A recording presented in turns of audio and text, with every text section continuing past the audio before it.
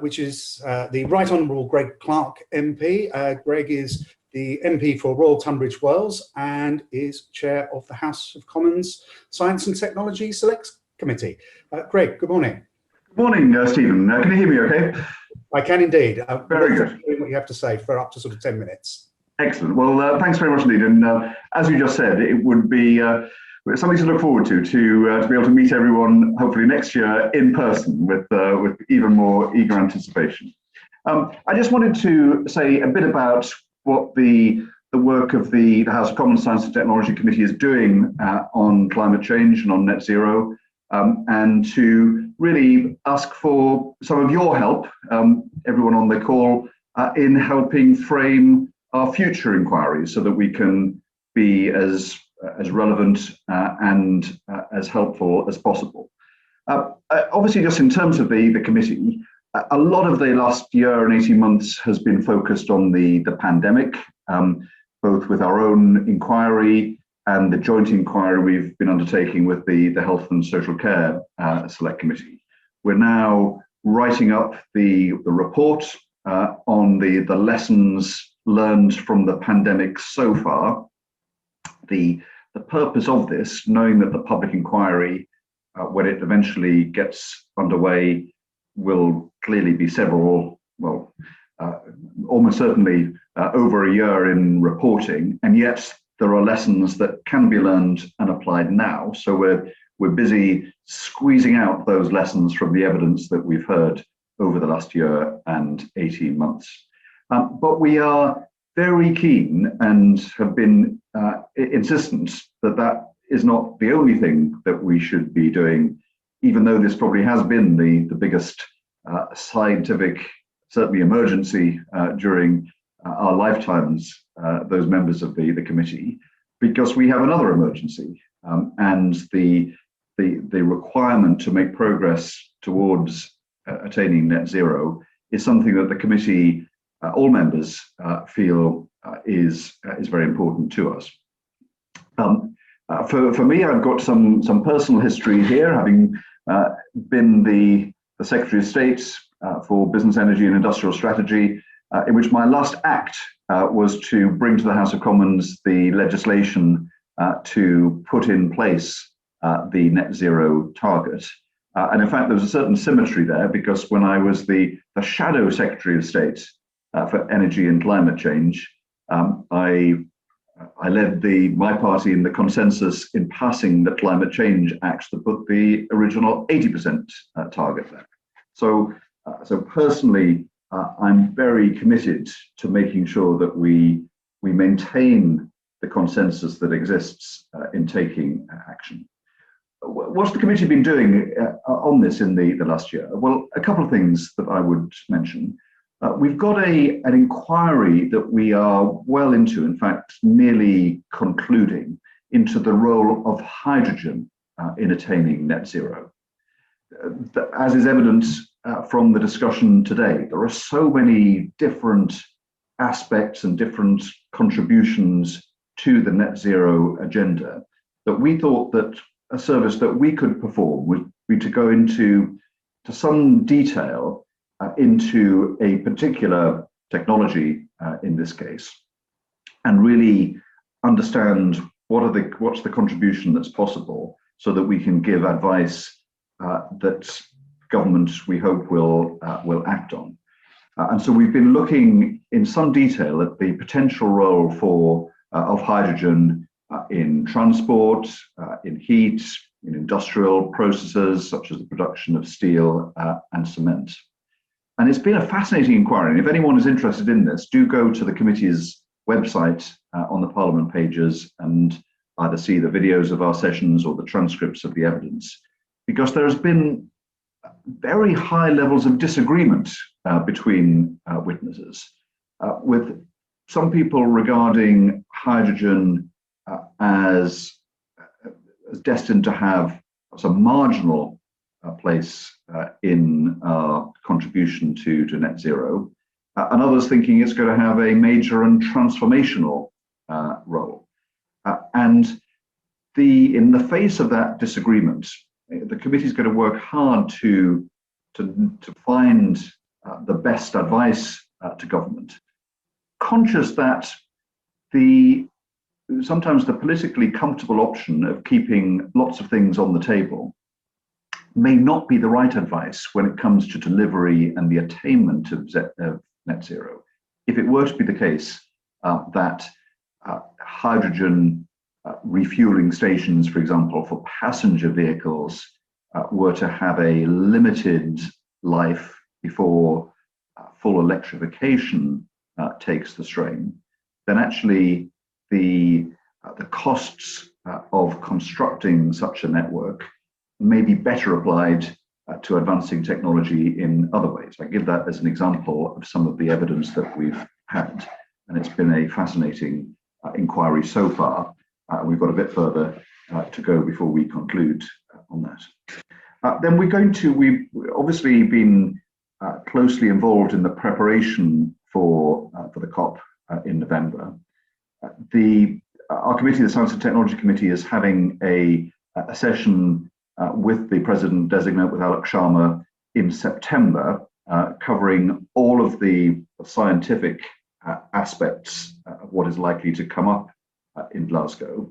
And so, again, I would say to anyone on this call that has views as to what areas or what lines of questioning you would like us on behalf of the science community to put to Alok Sharma, then do email either me, or if you go to the committee's website on the House of Commons website, the Science and Technology Committee, email our clerks team, and that will help us make sure that we fully represent the breadth of expertise in the science community in putting those questions to the President Designate.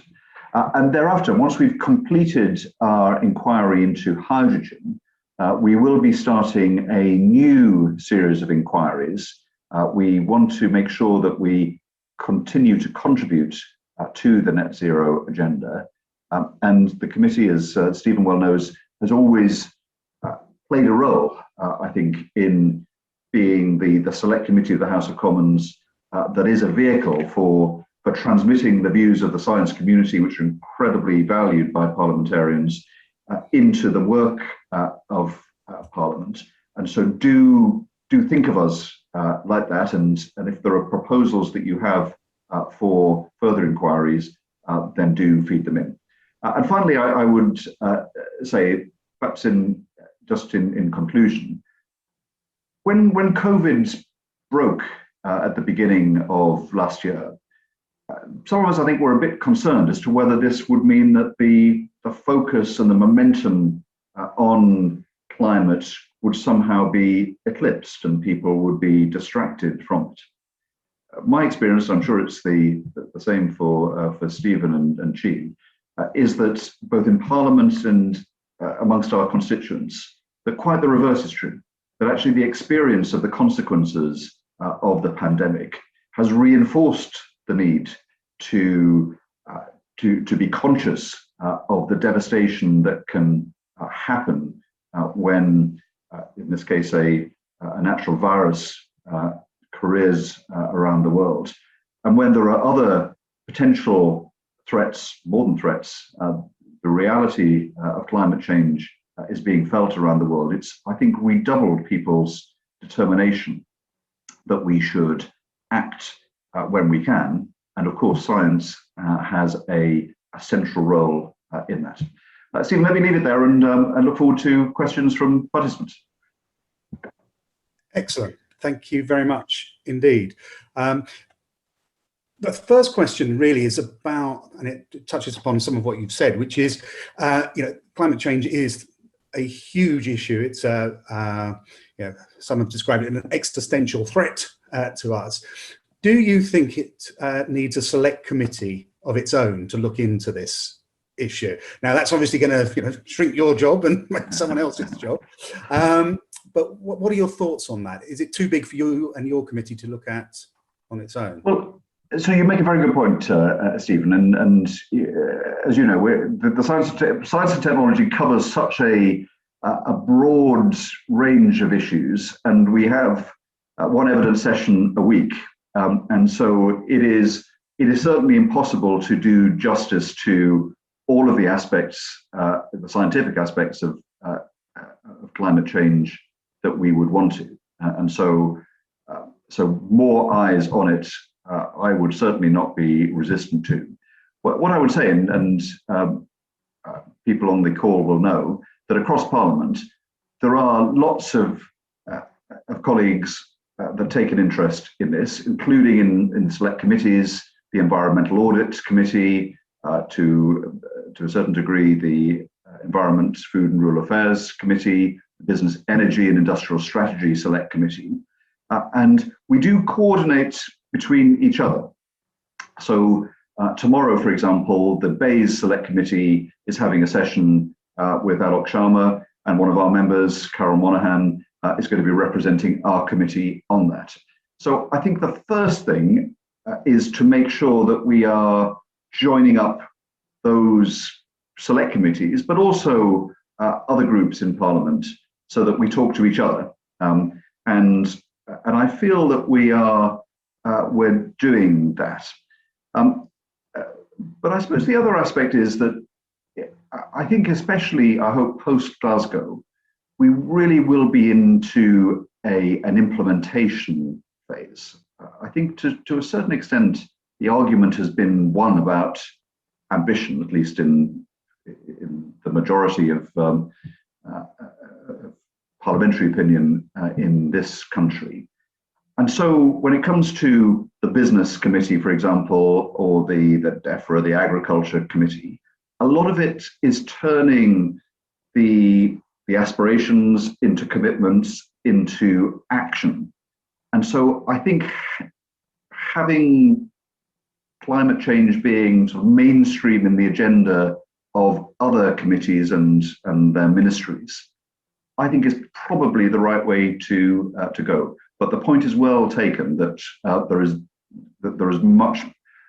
there's plenty of subject matter for any committee, including ours, to get our teeth into. Absolutely, no, thank you for that. I mean, we've already heard earlier today about the fact that we need to move from discussion to implementation, if you'd like, move from talk to walk, and get on with it. Another question, you touched upon the issue around hydrogen and potential use in transport, etc. And David Gillespie asks, transport and power generation gets a lot of discussion in terms of reducing CO2. However, industrial activities such as steel and concrete production generate huge amounts of CO2 emissions. What can we do to reduce those emissions in these areas? And have you looked at any particular technologies that can help with that? So we have, and one of the advantages of Zoom, and one of the advantages of the change in working practices that has taken place during the pandemic, is that select committees of the House of Commons are much more free to take evidence, and perhaps more adept at taking evidence from around the world in the past. Strictly, it was always possible, but it's normally been the case that witnesses have appeared in person in Westminster around the horseshoe table in the House of Commons. But over the last year, we've taken a lot of evidence internationally, including on this point. So we've taken evidence from steel companies in Sweden, for example, where there is a big demonstration plant there to move away from fossil fuels in steel making, and it shows that it can be done, and that will form an important part of the recommendations of the report. And again, it's useful to hear from practitioners as well as lab-based scientists, if I can put it that way, to see how we know that scientifically it is possible to find other sources of power for industrial processes like steel making. But actually, one of the big questions is, can it be done commercially? Can it be done at scale? And actually, to see commercial companies doing it is very valuable in terms of making the case then domestically. Excellent, thank you. And just following on from that, Simon Caldwell says, you've described that internal debate about the role of hydrogen and about, so, I mean, I've heard it described as it's just a way of storing electricity, it doesn't add to the overall mix. Simon says, many scientific questions see the internal debate that you've described with the role of hydrogen. How does or should the government deal with this uncertainty to ensure that we're not just delaying any progress that could be made while the debate rages in the scientific community?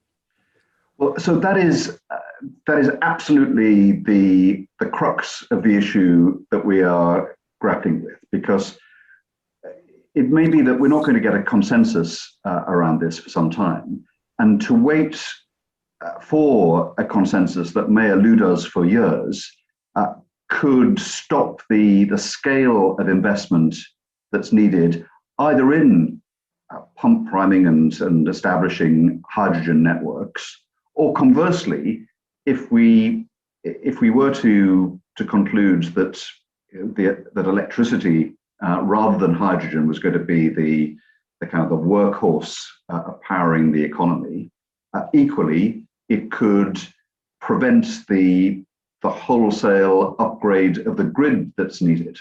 And so we haven't concluded taking evidence yet, so it would be wrong to conclude what our findings will be.